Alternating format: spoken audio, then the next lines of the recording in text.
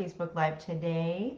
And I'm Dr. Garcia Webb. If you are new, I have a YouTube channel, Weight Medicine with Dr. Meghan, and I do Facebook Lives every week to answer your questions. I can't answer personal medical questions, but I do answer on general questions about medications, weight, current trends, things like that. So feel free to ask during the video, or if you can always post questions afterwards, and I'll try to get to them in the next live. So, alrighty, let's get to the questions today.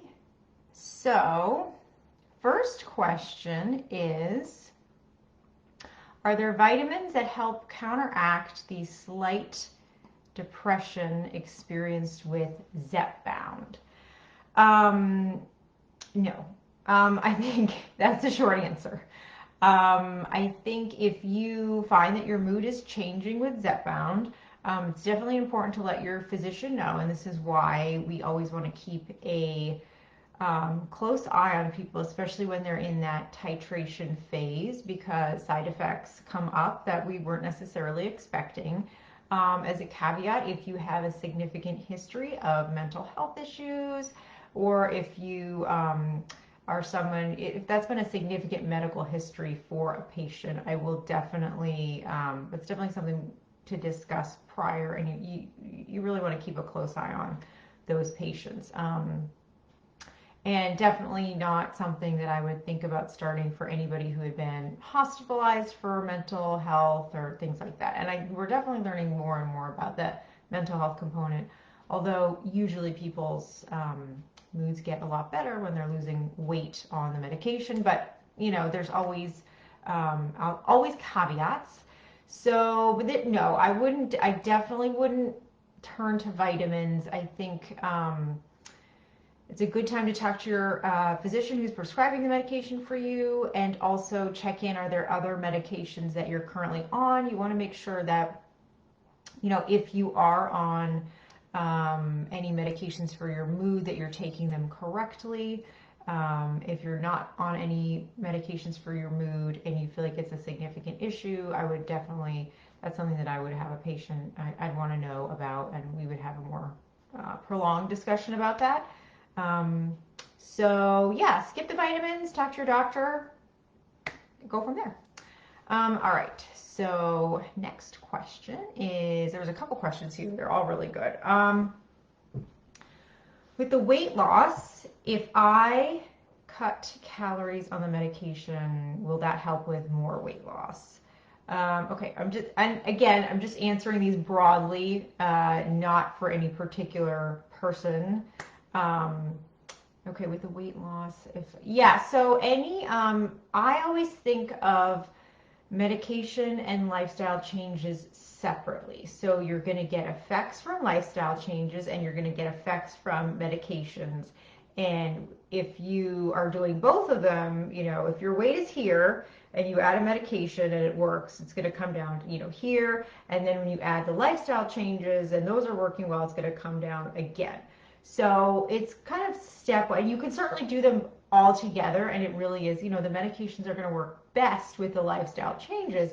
But if we're really like separating things out and being very scientific, you know, you're going to get a positive effect from the medication, and you're going to get a positive effect from the lifestyle changes. So, so they are, let's see. So yeah, they should both work. So if with the weight loss, if I cut calories from them, yeah. So you would expect more weight loss. It just wouldn't be weight loss from the medication. It would be weight loss from the lifestyle changes that you're making, if that makes sense. Is the 5% weight loss with medication alone or with a diet? Oh, this is an answer to a question about topiramate. Yeah, so that would be the medication alone. I think this was a question about Qsymia, actually, which is a combination phentermine and topiramate, oral medication, and patients can expect to lose, you know, 5 to 7% total body weight with that. And so the question is that with medication alone or with a diet? And that is with medication alone. Yeah. And the next question there is, does diet affect the amount of weight loss? Yeah, you're always going to get a better overall effect when you're doing the lifestyle changes and when you're doing the medication. So, yes, yes to all that. And again, you know, everybody's different, so the medications don't always work for every single person, and some people are going to have more of a pronounced effect with lifestyle changes than somebody else might. And it also depends on the types of lifestyle changes. So if somebody's just exercising, but they're not changing what they're eating to really optimize how they want to eat, they're probably going to have less overall weight loss than somebody who's doing both, because it's really the eating component that is more beneficial for the weight loss, and the exercise tends to help with maintenance, but doesn't always result in a very significant weight change. Okay, so, all right, this is another question. All right, I'm going to try to depersonalize this, because again, I'm not answering personal medical questions, but I do, these are all great questions, so thank you. Okay, so if somebody was 2 months in and doing okay, but then all of a sudden had, excuse me, diarrhea, stomach issues, and they had lost 20 pounds, and is this a sign you have to stop taking the medication? Yeah, it really depends on your quality of life. So if this is somebody who, you know, you're titrating up and all of a sudden these side effects started happening, that's somebody that I would just maybe go down one level on the dose. And this is for somebody who's on Mounjaro. So let's say you have somebody who they're good on the 2.5, they're good on the 5, they get to the 7.5, and all of a sudden they start having a lot of GI side effects.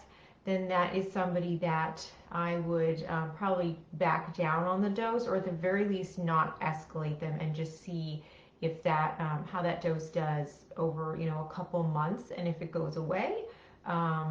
Or you could think about de-escalating that person to the lower dose and just keeping them there for a while. Some people just need a little bit longer to titrate up, and it's not a race. You're going to be on this medication for life, so why not make it as comfortable as possible and as easy on yourself as possible if you're having a lot of side effects. So that's somebody I would definitely tinker around with the dose. I wouldn't give up on it. And if they're still having a lot of GI side effects, it's also when you want to think about adding something like Imodium, see if that helps, and seeing if there's they can pinpoint any time pattern to the side effects, because that can really help too. So, you know, nobody really wants to take Imodium every day of the week, and I wouldn't recommend that if that's, you know, if I had a patient like that, you definitely want to think about maybe this isn't the right medication for you. But if they just need Imodium every once in a while, then, or if it's like, you know, take your shot on a Sunday and then you need it on the Monday, that's pretty doable. So again, usually I don't, I try not to give up on these right out of the gate, because there's a lot of things you can do to mitigate the side effects, and you want to give, it takes so long to get these approved, it takes so long to find them, you really want to give it your best shot before you decide it's not going to work. All right, so great question. Let's see. Something that doesn't get mentioned a lot in discussions about weight is, is depression. Okay, that's our theme of the day. It can really create a why bother mentality. Yeah, absolutely. That is definitely something that is very important in terms of thinking about, you know, how did this patient get to the point where they need the medications? And that's with any health issue. You know, you can't have health without mental health. You really just can't. Because you need a healthy brain to take care of your body. So if somebody is, you know, if they're having a lot of mental health issues, whether it's anxiety, whether it's depression, whether it's, you know, focusing issues, you know, all these things can really contribute downstream to other, physical health issues. And certainly for depression in itself, sometimes people find that their appetite is very affected. If they're in a depressive episode, sometimes people don't eat at all. Sometimes people are overeating. It really depends on the person, but certainly appetite can be affected. And then as a side note, sometimes the medications that we use to treat mental health issues, especially depression and anxiety, these SSRIs and these SNRIs, they do carry a slight risk of weight gain, and I don't think we talk about that very much at all. It's not a huge, it's not like for the antipsychotics where people can gain, 30, 40, 50 pounds, and they'd really just have a lot of hunger or satiety issues. It's not like that, but it definitely can cause, some mild weight gain, like 5 to 10 pounds that kind of comes out of nowhere, and then can make it harder to lose weight as well. And so for any of these medications, for any of these mental health medications, it's always risk versus benefit. So I always just like to tell patients that, these are the risks. And if you're okay with that, then let's try, but just something for you to watch out for. And then some people might find that they, that makes them reconsider, okay, maybe I want to do more of the non-pharmacological route. Some people say, you know what, I couldn't be feeling worse, so I really want to try the medication route as well. Really depends on the person. And I think that's also where sometimes it's helpful to co-prescribe medication. So sometimes co-prescribing metformin, or if somebody already has a BMI that's higher than they would like, that's higher than we would think would be healthier for their body size, that is somebody where I'll also think, okay, well, if there's increased weight gain on this medication, we may want to add something like Wegovy or like Zepbound. So yes, I think mental health this is a great point. It really contributes to issues with healthy eating, and it also, and just kind of motivation in general, but also the treatment can contribute to weight issues as well. So always something to think about. All right, great comment. Next question. What do you think about diet soda? Okay. Does it help with weight loss? I think, okay.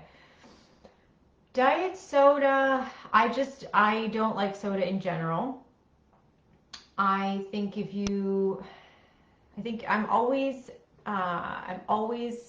more prone to, looking at, is this something that you feel like is food, or is this just chemicals? And for diet soda, I feel like this is just chemicals that I don't want, and I don't want my patients to have, but some people like it. So I think it really depends on the patient. What I don't love about diet soda is, it's just a lot of I have patients that get some pretty significant cravings like after they have the diet soda, and also whenever you're drinking something that's so sweet, I think it kind of alters your perception of how, like, sweetness in foods, in the same way that, and this is anecdotally, but if you change for a week and you go from eating normally and then you do a week of doing a no salt at all, no salt in your food, no added salt, and just avoiding salt altogether for a week, and then you go back on your regular way you were eating before, your food is going to taste so much saltier. You're really going to notice the difference. And I think that works the same for soda, diet soda, any type of really sweet beverage. It really, your perception of how sweet things are is going to change. And I'm just always a big fan of eating real foods as much as possible, and really limiting the amount of artificial sweeteners, chemicals, all that kind of stuff. So I don't love it, but I do recognize that there are some people that really feel like it is helpful for them. So it's not like it's not totally off limits, but I think it's just good to know, like if I have a patient who's like, I love Diet Coke the way, some people love coffee, and I just don't see myself living a life without it. Like, it's totally fine. They can continue to drink Diet Coke. You can do whatever you want. Um, I always think it's, good to try to see if somebody wants to wean off. But if they love it and they want to keep it, that's totally up to them. And sometimes people feel like it really helps with their weight loss efforts. So I think it's very patient dependent. If somebody was on the fence about, oh, they had a soda every day, but they didn't need to keep it, I would advise them to just like see if you can do without it, because you don't really need that. It's probably not helping you, but if people love it, I certainly wouldn't, I certainly wouldn't say like you have to stop it. But it's a great question because it does come up a lot, and I also have patients who really like they don't like to drink water, but they'll put a little like Crystal Light in their water, and I think if somebody really likes that or it's really helping, I usually won't counsel them to get rid of it, or it'll be just one of the last things that we'll tweak, one of the last iterations to make, but it's not like, the first thing to change. So, yeah, depends on the patient, and you get to do what you want. But yeah, think about if you want it, and if you see yourself drinking it forever, if you really want this in your life, how important is it to you? How much does it contribute to your quality of life? Those would be good questions to think about. So those are all the questions for today. Great comments, great questions. Thank you so much. If you have questions afterwards, you can definitely leave them in the comments, and I'll tack them on to next time. And yeah, please be well.